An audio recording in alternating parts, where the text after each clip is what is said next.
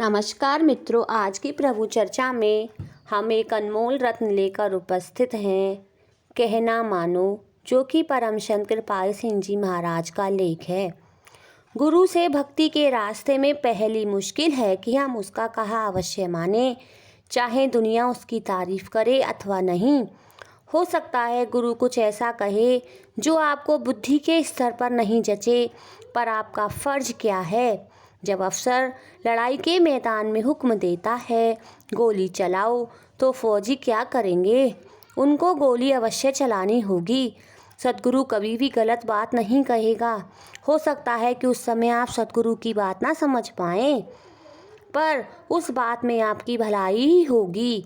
मैं आपको अपनी ज़िंदगी की एक घटना बताता हूँ। हुजूर ने एक बार मुझको हुक्म भेजा। यह होता है जब इंसान एक तरफ चलता है तो कई लोग, गरजमंद लोग, कई तरह का प्रोपेगेंडा, गलत प्रचार भी करते हैं। तो हजूर ने एक बार हुक्म भेजा कि रानी रोड लाहौर का जो सत्संग था, सिवाय उसके कहीं और मत जाओ। बहुत अच्छा, जो हुक्म। बड़ा आराम हो गया। एक मकान के 20 कमरे हों।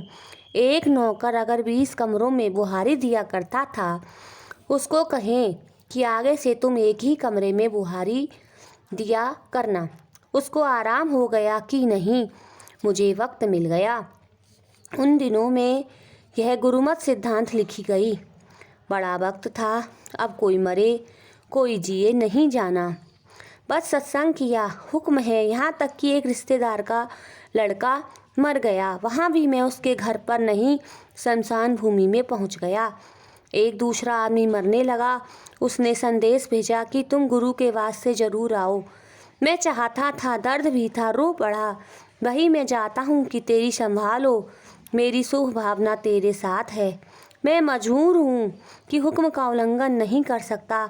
मैं नहीं गया, वह मर गया। जब हुजूर लाहौर गए, उसकी घरवाली बीवी आई। हजूर से शिकायत की कि महाराज वह तड़प तड़प कर मर गया।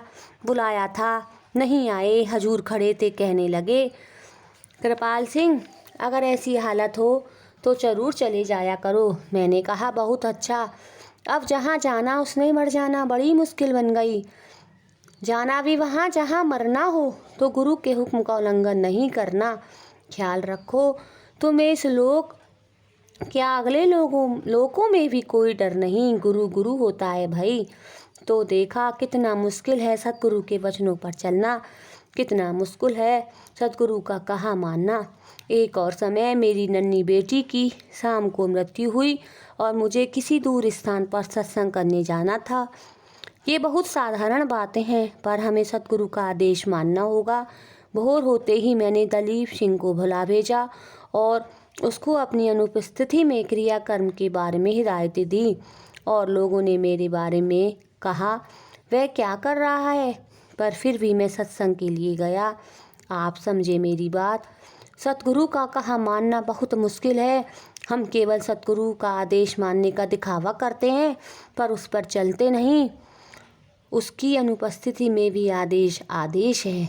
वह आदेश ही गुरु है, सतगुरु है।